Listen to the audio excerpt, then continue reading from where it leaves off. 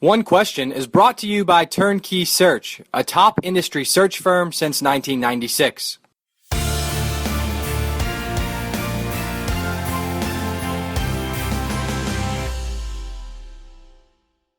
I'm curious of the challenges you guys face at Washington State with a distributed fundraising office model.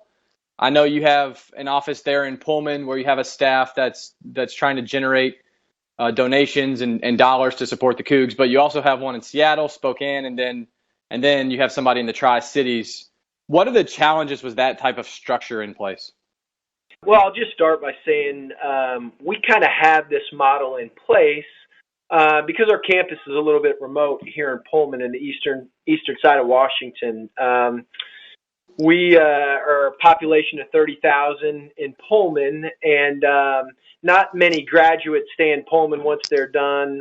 They move back over to the west side of the state, Seattle, I-5 corridor over there. They move up to Spokane. They move to the center part of the state. I want to say about 65% or so of our in-state alumni graduates live on the western side of Washington. So that's kind of why we had this regional setup put in place in here in athletics, and it models what we do as a university foundation as well. I would say two really big challenges that we have. First, managing from a distance. It's different when you've got staff in place that are 4 hours away and not 4 offices down. So that's a little bit of a challenge, just managing from a distance and being able to communicate with your staff in a timely manner. The other thing, and I think this is true really in any business setting, is you've got to have the right personnel. And the personnel that we need to employ in our regional fundraising shops are people that are self-motivated, that are going to take initiative, and that are proactive communicators. They can't sit and wait for information. If they hear about something, again, they can't walk down the hallway to my office or someone on our staff's office. They got to be a proactive communicator, pick up the phone, call somebody on our team here based in Pullman, call a coach, call another administrator to get information. So I think those are the biggest challenges in place: finding the right personnel, self-starters, self-motivated people, the communications piece, and then from an administrative standpoint is managing from a distance. How many bodies do you have in each of those offices, and how do you split your own time between the 4 locations? Our Spokane staff, we've got 2 full-time fundraisers based in Spokane. Our ticket office and our ticket sales unit also has some staff up there, outbound sales, three people that are selling tickets out of our Spokane office. And then IMG, our marketing rights holder, has a couple of account executives in Spokane as well.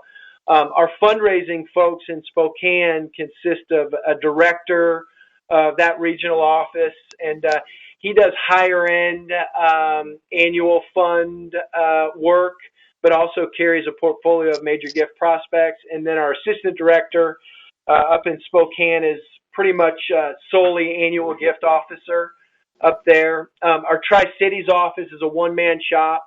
And he carries a portfolio of major gift prospects, but also works primarily with our annual fund. And then over in Seattle, we've got 2 full-time fundraisers. One is 100% focused solely on major gift fundraising, and then our other personnel over there works on the annual giving side.